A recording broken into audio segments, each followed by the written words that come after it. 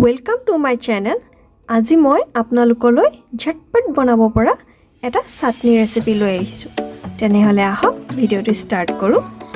ইয়াৰ কাৰণে মই এটা পিয়াজ এইদৰে ৰাফলি কুটি লৈছো আৰু লগতে মই 3-4টা মান জলকীয়াও এনেকৈ মিহিকৈ কুটি দি দিছো। অলপমান নিমখ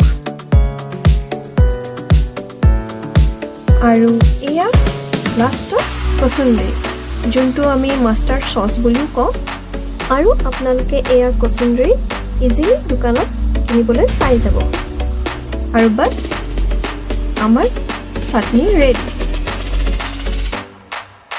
বহুত সিম্পল নহয় নে? তেনেহলে এবাৰ এনেকৈ এবাৰ বনাই খাই চাব আৰু মোক জনাব কেনেকুৱা পালে। ভিডিওটো যদি ভাল পালে তেনেহলে লাইক আৰু শেয়াৰ কৰি দিব। লগতে মোৰ চেনেলটো সাবস্ক্ৰাইব কৰি দিব। Thank you for watching.